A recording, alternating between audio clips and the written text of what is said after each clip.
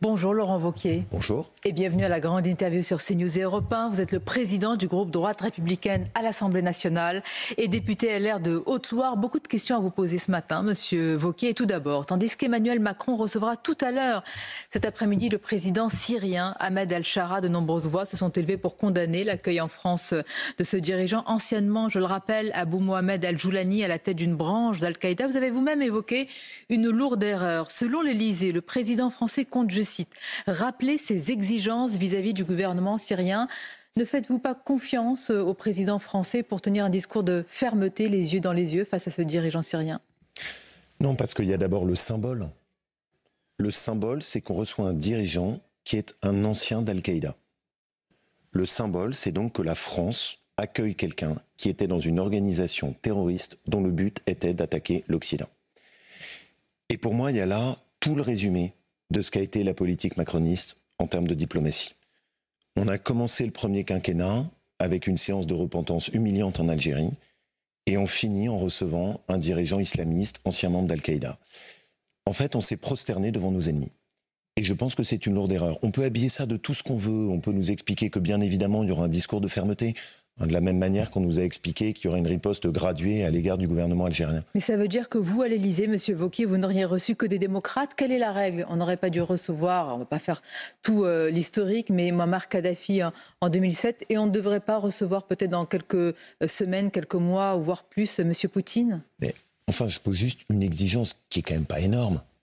On ne reçoit pas des dirigeants qui sont d'anciens terroristes, membres d'organisations qui veulent attaquer la France. Je ne demande pas de recevoir des démocrates, je ne demande pas de recevoir des républicains.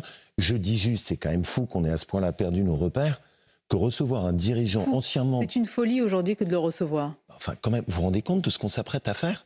On va donc recevoir un dirigeant qui était dans une proximité affichée avec Al-Qaïda et Daesh. Enfin, c'est quand même ça ce dont on parle.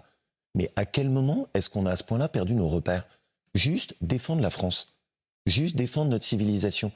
C'est quand même théoriquement l'objectif d'une diplomatie.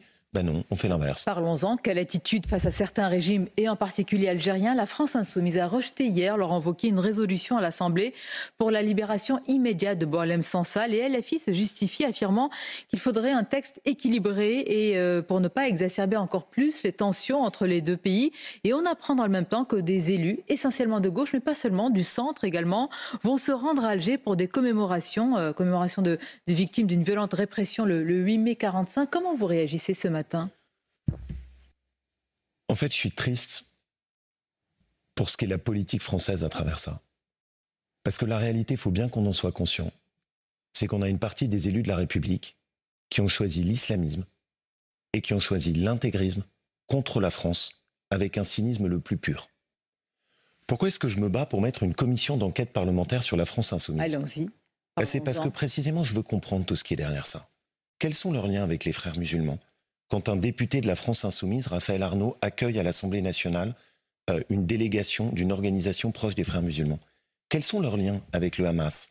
Quand Rima Hassan se rend en Jordanie pour appeler à un geste de soutien à l'égard d'un dirigeant du Hamas. Quelles sont en réalité leurs arrière-pensées quand ils veulent faire sauter le crime d'apologie de terrorisme? Allez-y, vous semblez avoir une idée claire de leurs arrière-pensées. Ça me semble évident. Laquelle? LFI a fait le choix de l'islamisme. Ça fait partie de gens qui ont choisi contre la France l'islamisme. Ça fait partie de gens qui n'hésitent pas quand même. Vous mesurez le message envoyé le 8 mai. Ils disent donc, on n'en a rien à faire du drapeau, on n'en a rien à faire de la France. Et donc le jour de 8 mai, qui est un jour de fierté nationale, vous avez des élus français qui vont se rendre en Algérie pour se livrer à une séance d'autoflagellation et d'humiliation avec la grande spécialité, la repentance, où la France ne cesse de s'excuser de son histoire. J'ai le bleuet là. Le bleuet, c'est le bleuet. C'est le symbole du 8 mai. C'est le symbole de la fierté de notre pays. C'est le symbole de ce qu'a été notre résistance face au totalitarisme et au nazisme. C'est ça notre histoire. Et je voudrais tellement qu'on transmette cette fierté. Mais ce que je vois aujourd'hui, c'est que la grande ligne de fracture qui est en train de se dessiner dans le paysage politique français, c'est entre des élus qui ont sacrifié la France, sacrifié la défense de notre fierté, qui sont prêts à tout pour se compromettre avec l'islamisme, et d'autres qui essayent de résister. Et j'ai fait le choix. Oui. de faire partie de ceux qui résistent et qui surtout veulent dénoncer cette immunité dont bénéficie la France insoumise. Immunité, vous appelez cela le privilège rouge, vous n'êtes pas le seul. Est-ce que cette ligne de fracture, Laurent Wauquiez, est aussi claire? Il y a quelques jours avant-hier, à votre place, il y avait le député RN Jean-Philippe Tanguy, à votre proposition d'une commission d'enquête sur les liens supposés entre la France insoumise et les réseaux islamistes. Il dit chiche, mais on l'élargit. On voit aussi ce qu'il en est pour la droite et il dénonce un islamo-droitisme. Que lui répondez-vous? Enfin, pardon, moi j'ai toujours été d'une clarté absolue, vous le savez. Peut-être pas vous, mais il dit peut-être des compromissions électoralistes. Il y a quelque temps, des mois, des années, entre certains élus de droite et des réseaux islamistes pour se faire élire. C'est du fantasme? D'abord, moi, vous le savez, j'ai toujours été clair. Quand le maire de Grenoble a voulu mettre le burkini dans les piscines municipales, j'ai supprimé toutes les aides de la région au maire de Grenoble. En ce moment, je suis en lutte à l'université de Lyon 2, et j'espère qu'on en parlera pour faire reculer les questions d'islamo-gauchisme. Deuxièmement, ma famille politique n'a pas, contrairement à la Macronie, elle ne s'est pas livrée à des petits accords d'arrière-boutique au moment des législatives pour faire un soi-disant front républicain avec des accords de désistement contre la France insoumise. Les républicains n'ont jamais fait ça. Et je veux bien le souligner parce que parfois il y a des assimilations. La Macronie, oui, nous, jamais. Dernier élément. Pardonnez-moi, sur ce point, vous-même, vous avez bénéficié d'un désistement d'un candidat en Haute-Loire. Pas du tout. Vous auriez été élu certainement puisque votre score est absolument. Alors, je veux être très clair dessus là aussi. J'ai été élu contre le RN, contre la Macronie, contre le nouveau Front populaire. Mais alors pourquoi M. Ciotti ce matin dénonce en votre personne l'alliance de la gauche et de la Macronie? Parce que sans doute que M. Éric Ciotti est dans une fuite en avant dans la critique. Mais prenons un peu de distance. Tous les partis doivent revoir leur comportement avec la France insoumise. Est-ce que vous avez oublié qu'au second tour de la présidentielle, Marine Le Pen avait fait appel aux électeurs de la France insoumise? Aux électeurs? Oui. On parle à tous les Français. Je pense qu'il faut être clair. Vous-même d'ailleurs, vous le faites. Oui. Est-ce que vous avez oublié que le RN a fait tomber le gouvernement de Michel Barnier en votant avec la France insoumise? Donc ce pourquoi je plaide, c'est un front républicain de tous les partis. Et tout le monde doit nettoyer devant sa porte, je suis d'accord avec ça. La gauche ne peut plus faire d'alliance avec la France insoumise. La Macronie ne doit plus faire ses petits accords électoraux. Moi, je ne m'y suis jamais livré. Je n'ai pas fait partie de ceux qui appellent à voter pour le Parti communiste ou la France insoumise. Et le RN doit aussi arrêter de voter avec la France insoumise dans l'Assemblée nationale. Il faut les exclure du champ de la République. Mais pour quelle efficacité, Laurent Wauquiez? Vous dites que Jean-Luc Mélenchon est une masse et qu'il faut donc ce cordon sanitaire autour de la France insoumise. Mais vous trouvez que la politique du cordon sanitaire qui a prévalu ou qui prévaut encore à l'endroit du Rassemblement national a fait reculer ce parti dans les élections ou dans le cœur et l'esprit des Français? Mais là, je ne vous parle pas du RN, je vous parle de la France insoumise. Oui, j'entends, mais c'est le même procédé que vous souhaitez, du cordon sanitaire. Juste ce que je souhaite, c'est que je trouve qu'on a pris beaucoup de leçons de morale à l'égard de l'extrême droite. J'ai jamais fait partie de ceux qui se sont livrés à ça. Et que de l'autre côté, de façon tout à fait scandaleuse, alors qu'on a un parti qui a rompu avec la République, qui est dans des alliances avec l'islamisme, eux, on leur laisse tout passer. Ben non, ça suffit. Je considère qu'aujourd'hui... Pour vous, c'est la Macronie, si j'ai bien compris. C'est l'ensemble d'un champ politique et médiatique français qui laisse exister une forme de privilège rouge où on tolère de la France insoumise des comportements inacceptables. Ils trahissent les valeurs de la République, il faut les mettre au banc de la République. Et ça, c'est le combat que je porte. Et je veux que les Républicains, quand j'en serai le président, soient d'une clarté totale là-dessus, parce que vous avez raison, tout le monde a des progrès à faire. On va en parler. Vous nous direz qui a le plus de progrès à faire. Emmanuel Macron tente, Laurent Wauquiez, de reprendre la main. Il doit s'exprimer à la télévision la semaine prochaine et proposer des projets de référendum. S'il y en avait un, s'il y avait une question indispensable, urgente, impérieuse, quelle serait-elle? L'immigration. Et comment? Puisque l'obstacle constitutionnel paraît être une muraille aujourd'hui. Alors, je vais répondre aux deux questions. D'abord, l'immigration, pourquoi? Parce qu'il n'y a sans doute pas d'autre sujet dans lequel la majorité des Français soit aussi claire et dans lequel l'opinion des Français ait été depuis autant d'années ignorée par les politiques. Donc, un référendum, c'est fait pour ça.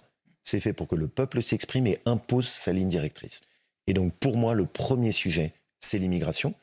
Et j'aimerais tant penser que le président de la République aura ce courage. Ensuite, est-ce que c'est possible? D'abord, c'est un peu fou de se le dire. C'est-à-dire qu'on a quand même maintenant un système d'état de droit qui est à ce point-là idéologisé à gauche, et vous savez que c'est mon combat de changer ça, qu'on est restreint dans la façon de consulter les Français sur la question de l'immigration dans un référendum. Mais il y a une possibilité, c'est pour celle-là que je plaide, c'est la question de est-ce qu'on continue à accepter que des étrangers puissent toucher les aides sociales dans notre pays dès qu'ils arrivent le premier jour.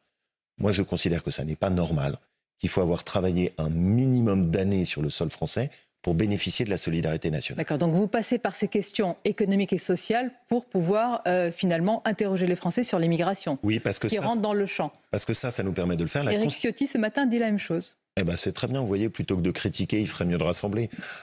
Laurent Wauquiez, vous n'avez pas de mots assez durs envers le président de la République, on va y venir dans différents domaines, mais que faites-vous encore dans le bloc central? Je vais vous dire, d'abord, la première chose, vous le savez, cette question, je me la suis toujours posée. Je fais sans doute partie de ceux dans ma famille politique qui étaient les plus réticents à l'idée d'aller dans le gouvernement de François Bayrou. Je le vois faire, et au fur et à mesure que le temps s'écoule, je n'ai que des interrogations qui se lèvent. Un Premier ministre qui n'est pas clair sur les augmentations d'impôts. Il n'a inscrit, contrairement aux promesses qui nous avaient été faites, aucun texte sur l'immigration. Et sur des sujets qui, pour moi, sont très importants, tels que l'interdiction du voile dans le sport, en fait, il a menti, puisqu'il avait promis au début de faire quelque chose, et en réalité, depuis, il n'a rien inscrit. Ou alors il procrastine, en tous les cas, il décale. Bon, oui. Je vous laisse vos interprétations. Vous avez mensonge, raison, avez-vous dit... la réalité, c'est qu'on a fait croire aux Français. Et donc, cette question de savoir est-ce qu'on reste au gouvernement, pour moi, elle se pose. Elle se pose chaque Quelle est la jour. réponse, Monsieur Wauquiez? La réponse, pour moi, c'est que je pense qu'à un moment, il faudra partir si on considère que nous sommes trop... Quel est le bon moment? Je vais aller jusqu'au bout, si vous me permettez. Pourquoi est-ce que précisément ma préoccupation, c'est que je ne veux pas que le président de notre famille politique soit en même temps ministre à l'intérieur du gouvernement de François Bayrou? Parce que le danger, quand on traite cette question, c'est qu'à ce moment-là, il sera jugé parti. Le danger, c'est que si jamais le président de notre famille politique est un ministre qui souhaite rester au sein de Bayrou, eh bien ça nous entraînera malheureusement à rester sur une durée. Là, vous êtes en train de dire que M. Retailleau est la caution. En tous les cas, il permet de sauver les soldats François Bayrou et Emmanuel Macron. Ce que je suis en train de vous dire, c'est que ma préoccupation, c'est que je ne veux pas que les Républicains se diluent dans le macronisme. Et on va aller au bout de ce sujet. Dans l'élection des Républicains en ce moment, il y a pour moi deux visions de ce qu'est l'avenir de la droite. Il y a un premier schéma qui consiste à croire qu'on peut être à la fois ministre dans le gouvernement de Bayrou et chef de notre famille politique. C'est la position de Bruno, qu'il a exprimée, qui veut être ministre de l'Intérieur, qui souhaite le rester et qui veut cumuler avec le poste de chef des Républicains. Pour moi, il y a un risque, celui que vous soulignez, c'est qu'à l'arrivée, eh bien, au fur et à mesure qu'on siège au Conseil des ministres, au fur et à mesure qu'on reste dans le gouvernement de Bayrou, la parole de la droite se dilue dans le macronisme et n'aura plus la capacité à incarner la rupture que je souhaite. Il y a de l'autre côté ce pourquoi moi je plaide, c'est-à-dire un chef des Républicains qui n'est pas prisonnier de ce gouvernement, qui a fait le choix de ne pas être ministre avec Bayrou et qui donc le moment venu, si c'est nécessaire, pourra sortir et surtout porter ce que je considère être le devoir de la droite, un projet de rupture avec le macronisme. Laurent Wauquiez, je crois que c'est la première fois que vous formalisez aussi clairement une grande différence, en tous les cas à vos yeux, avec Bruno Retailleau. Mais tant que vous êtes dans le bloc central, vous n'êtes pas aussi ce candidat de la rupture. En tous les cas, beaucoup de Français pourraient l'interpréter ainsi. Vous le comprenez? C'est pour ça, et bien sûr que je vous le dis. Mais quand allez-vous acter de cette rupture? Mais si jamais... Bon, prenons un cas très concret. Si François Bayrou nous présente un budget avec des augmentations d'impôts et où il fait sauter l'abattement fiscal des 10% de retraités, président des Républicains, je considérais qu'on ne peut pas rester. Et donc, à partir de là, vous voyez bien la rupture serait actée avec le bloc central et donc vous vous présentez vraiment comme le candidat de la rupture. Moi, je considère que nous devons être indépendants. Je considère que je veux une droite forte et indépendante. Parce que vous voyez bien ce à quoi ça nous conduit. Si jamais le chef de notre famille politique est resté dans le gouvernement de Bayrou et de Macron, à l'arrivée au moment de l'élection présidentielle, qu'est-ce qui va se passer? Eh bien, on nous dira tout naturellement qu'il faut aller soutenir le candidat de la Macronie, Édouard Philippe, c'est-à-dire un candidat dont le projet politique est d'aller de Anne Hidalgo jusqu'à la droite. Moi, président des Républicains, je ne me laisserai pas imposer un candidat de la Macronie. Mon projet, c'est un duo avec Bruno Retailleau. Oui. Pas un duo avec Édouard Philippe. Pardonnez-moi, mais un duo avec Édouard Philippe. J'ai bien entendu. N'êtes-vous pas aussi, Laurent Wauquiez, un peu docteur Laurent et Mister Wauquiez? On dit souvent cela de la droite, c'est-à-dire dur, avec des mots très fermes dans l'opposition, une fois au pouvoir, un peu plus mou. En somme, pour résumer les choses, c'est on nous promet le Karcher et on a Kouchner. Ah bah, pas moi. Pas moi. Je suis désolé, mais j'ai géré ma région pendant 8 ans. Une baisse de 15% de la dépense publique, aucune augmentation d'impôts, seule région de France à ne pas avoir augmenté les impôts, aucun compromis avec l'islamisme, la défense totale toujours de notre civilisation.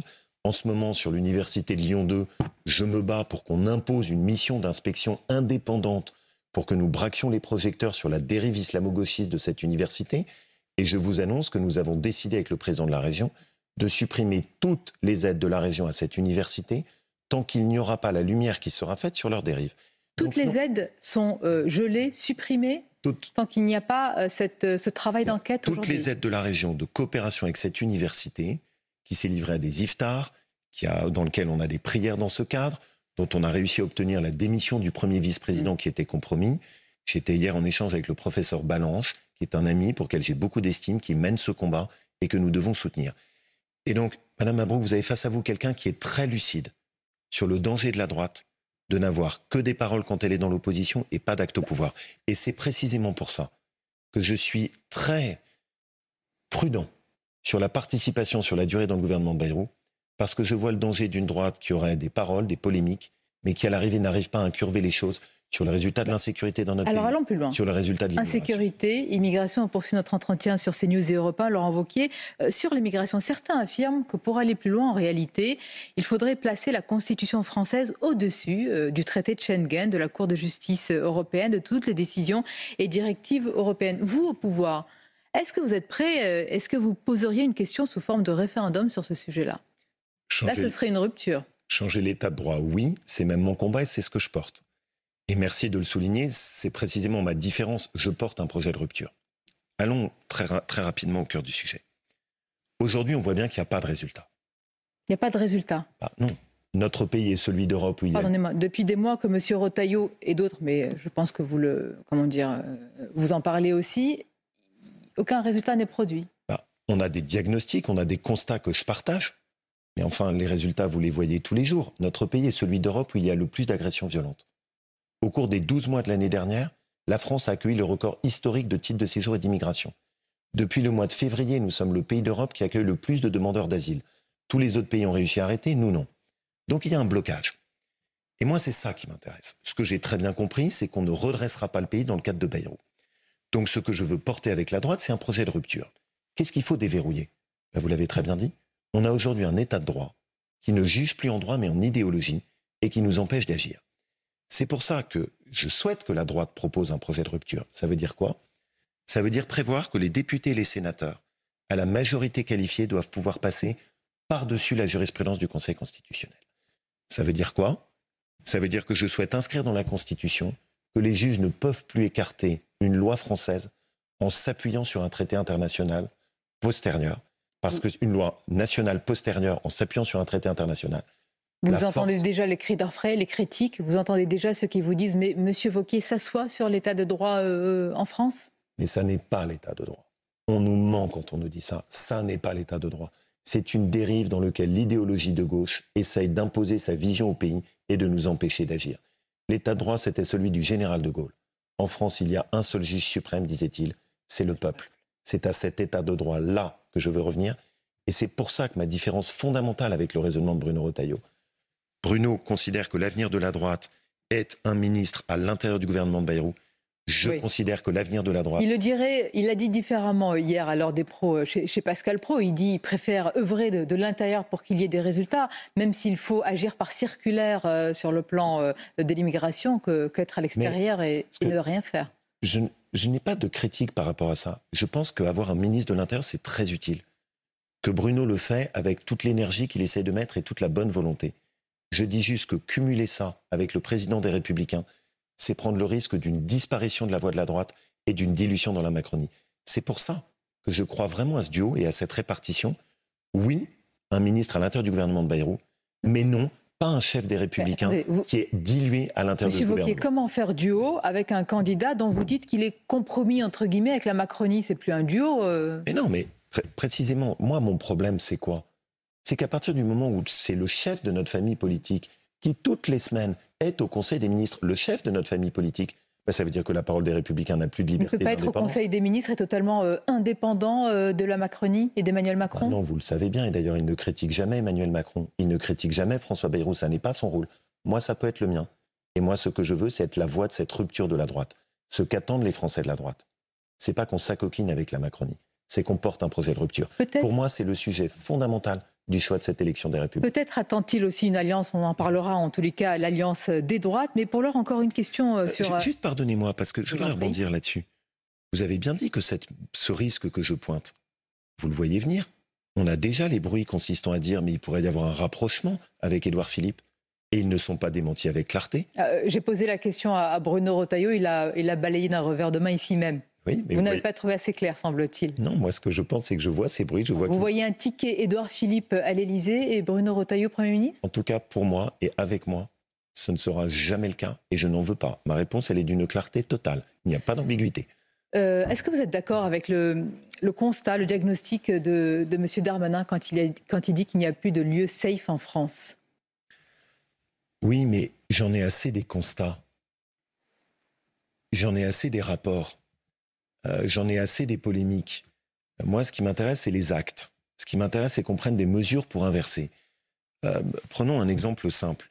On n'a pas besoin d'un rapport pour savoir que les frères musulmans poussent leur travail à l'intérieur de la société française. Certains estiment qu'un rapport déclassifié pourrait, ouvrir les yeux par rapport à une menace qui vraiment grignote tous les domaines de notre société. Vous n'y croyez pas? Enfin, vous avez fait suffisamment de travail, vous l'avez suffisamment dénoncé sur ces plateaux. Tout le monde est conscient dans notre société, Monsieur Wauquiez? Vous pensez que les Français ne voient pas le travail des intégristes musulmans dans la société française? Ils en sont la cible, malheureusement, donc j'imagine que oui. Par contre, moi, ce que j'attends, c'est qu'on ait enfin le courage de dissoudre les organisations qui sont liées aux frères musulmans.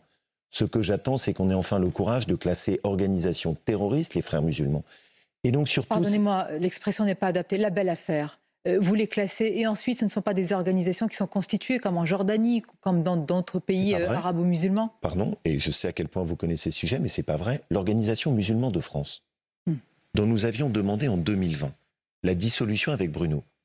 Aujourd'hui, en 2025, on n'assume toujours pas de la dissoudre. On se contente de paroles et on n'agit pas.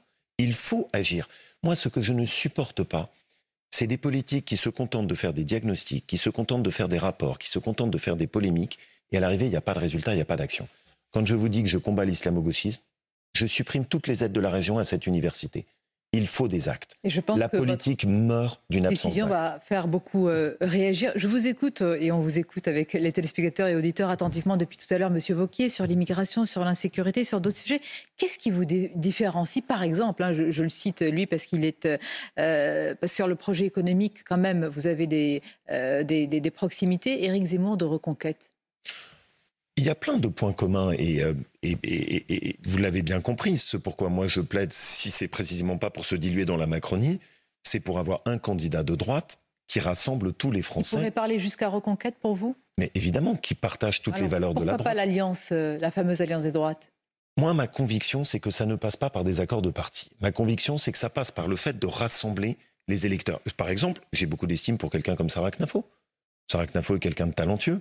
Sur les sujets économiques, sur les sujets de sécurité, d'immigration, avec des caractères... Vous lui dites, elle, de venir vers vous plutôt que vous vers une alliance des droites? Non, ce à quoi je crois, c'est le rassemblement de tous les Français qui partagent les valeurs de droite, quel qu'ait été leur vote par le passé. Et là, vous voyez bien, parce qu'au fond, il y a deux chemins différents qui se dessinent. Le premier chemin, c'est un chemin d'avenir de la droite, où on est dans le gouvernement de Bayrou, on se dilue de plus en plus, on se compromet de plus en plus, et à l'arrivée, on se retrouve à soutenir le candidat de la Macronie à la présidentielle, Édouard Philippe, sur un projet qui consiste d'aller de Anne Hidalgo jusqu'à la droite. Il y a l'autre ligne, qui est celle pour laquelle moi je m'engage, qui est de dire attention, il y a un moment, il va falloir sortir. On ne peut pas rester spectateur de l'immobilisme. Il faut affirmer notre différence, faire un projet de rupture et avoir un projet d'une droite qui rassemble tous les Français qui partagent les valeurs de la droite. Mais la différence fondamentale, indépassable par exemple avec Reconquête, quelle serait-elle? Moi, mes deux critères, vous les connaissez. C'est un sur l'économie, la lutte contre l'assistanat, le gaspillage de l'argent public. Là, c'est votre différence avec le RN. Oui, mais c'est pour ça que je vous réponds très clairement. Oui. C'est mon objectif est de pouvoir faire revenir des gens qui sont partis à Reconquête. Mon objectif est de pouvoir faire revenir des gens qui sont partis au RN.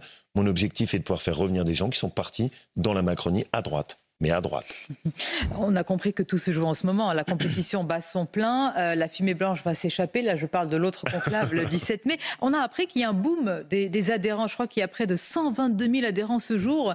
Et ce boom vient en grande partie, corrigez-moi si je me trompe, de la région Rhône-Alpes, de la région... Auvergne-Rhône-Alpes.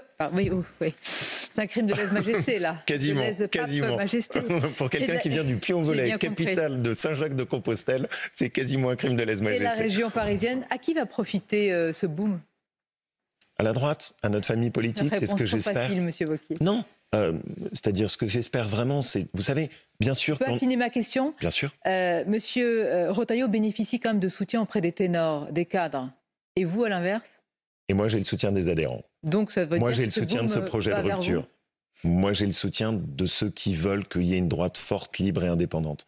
C'est ça ce que je porte. Et souvenez-vous, on est sur le jour anniversaire de Jacques Chirac, de son élection. Jacques Chirac contre Édouard Balladur. 95. Tous les chapeaux à plumes étaient du côté d'Édouard Balladur. Donc vous êtes qui dans ce duel? Et moi, je fais une campagne à la Chirac. Et je voudrais lui rendre hommage sur un point qui est trop souvent oublié. Vous connaissez bien sa citation. Ça va en escadrille. Oui, je sais. Oui. Mais il y a quelque chose d'autre que j'aimais chez Jacques Chirac et qu'on a oublié dans son bilan. C'est celui qui a fait voter une loi pour interdire le voile au collège et au lycée. C'était le début de mon engagement politique. J'étais à ses côtés dans la commission qui l'a recommandé. Et c'est pour ça que je souhaite aussi que la parole libre des Républicains impose à un François Bayrou qui ne le veut pas une loi d'interdiction du voile dans le sport. J'entends. Parole libre, mais tous azimuts. En quelques jours, vous avez proposé les OQTF à Saint-Pierre-et-Miquelon. Vous avez fait d'ailleurs beaucoup de polémiques. LFI, une commission d'enquête. Laurent Wauquiez en campagne, c'est un jour une proposition, y compris ce matin. Dans le Figaro, vous souhaitez financer le permis des plus jeunes avec les comptes personnels de formation des parents. Vous voulez parler, là, c'est peut-être un hommage ou un clin d'œil à Jacques Chirac, à la France de la bagnole? Bah oui, parce que c'est une France qui mérite notre respect. C'est une France qui est humiliée par ces écolos bobos d'extrême gauche. C'est une France qui va travailler. Et moi, vous connaissez mon ADN, je défends le travail et pas l'assistanat. Et donc j'en ai assez qu'on explique à toute cette France qu'il faut qu'elle aille travailler avec une trottinette électrique et qu'en plus, on a des ministres macronistes qui les humilient en expliquant que de toute façon, quand on est dans un territoire rural, on est trop pauvre pour se payer une voiture. Vous avez parlé de cette sortie d'Agnès Pannier-Runacher sur laquelle elle est revenue. J'entends. Et j'ai beaucoup d'estime pour elle. Bon. C'est assez incroyable dans une compétition de ne pas s'affronter, en tous les cas sur un plateau de télévision. Ça n'a pas été le cas entre vous et M. Retailleau. Dont acte. Non, pas dont acte. Moi, j'étais tout à fait prêt à ça. Encore possible d'ici le 17 mai. C'est à vous de le proposer. En tout cas, moi, j'y suis prêt. Eh bien, l'invitation est lancée. On l'adressera également à M. Retailleau. Malgré tout, si je vous demandais quelle est la plus grande qualité de Bruno Retailleau, que me répondriez-vous? De très bons constats que je partage. De très bons constats que je partage. Sa plus grande qualité, c'est de vous rejoindre, si je vous comprends bien. Non, c'est plutôt moi. C'est-à-dire là-dessus, je l'assume totalement. Et je sais mon devoir ensuite. Il faudra rassembler, il faudra que tout le monde soit ensemble. C'est pour ça que je le dis, Bruno Retailleau, comme ministre de l'Intérieur, a posé des constats forts que je partage sur le diagnostic de l'insécurité, sur le diagnostic de l'immigration. Ma préoccupation, vous l'avez compris, c'est que derrière, il y ait des résultats. Parce que, comme vous l'avez très bien dit, le problème de la droite, c'est souvent d'avoir des grandes paroles et des actes qui sont moins forts. C'est pour cette raison que je crois au projet de rupture. Une dernière question, et souvent, peut-être on vous l'a posée, mais pas sur un plateau de télévision ou avec un micro. Pourquoi vous avez fait très souvent, Laurent Wauquiez, un procès en insincérité? Pourquoi? Vous savez, j'ai essayé d'y réfléchir. Je pense que, voilà, parfois peut-être j'y ai prêté le flanc. J'ai fait des erreurs. J'ai essayé de changer, j'ai essayé de progresser. Mais vous l'avez vu, à travers ce que je défends, il y a une constance totale. Depuis mes tout débuts d'engagement contre l'islamisme aux côtés de Jacques Chirac, mes combats contre l'assistanat sur lesquels je n'ai jamais dévié, ma dénonciation du risque d'une Europe fédéraliste sur lesquels j'ai écrit un livre, mon combat pour que les choses bougent, ce que j'ai fait dans ma région contre la dépense publique et les augmentations d'impôts. Et donc, j'ai essayé de répondre à cette question et moi de m'améliorer et de changer. Je pense que dans une vie, on fait des erreurs. Tout le monde fait des erreurs. La seule question qui compte, c'est est-ce que vous apprenez, est-ce que vous progressez? C'est un long chemin. Bon, et dernière question, alors, puisque vous êtes dans un long prolongement sur la sincérité, si vous n'êtes pas président des LR, vous êtes candidat, quoi qu'il arrive, à la présidentielle? Je serai président des Républicains. Et je vous ai demandé de la sincérité. Oui. Et vous savez, cette élection ne tranchera pas la question de la présidentielle, ni pour moi, ni pour qui que ce soit d'autre. Nous choisirons notre candidat à la présidentielle dans un an, et le moment venu, on choisira le meilleur. Et si ça n'est pas moi, et ça c'est de la sincérité, parce que je suis lucide, je soutiendrai celui qui est le meilleur. Et si c'est Laurent Wauquiez qui est mieux placé, je le soutiendrai aussi. Bien, ça a le mérite de la carte. Merci Laurent Wauquiez. Merci à vous. C'était votre grande interview. Je vous souhaite une bonne journée. À bientôt. Merci.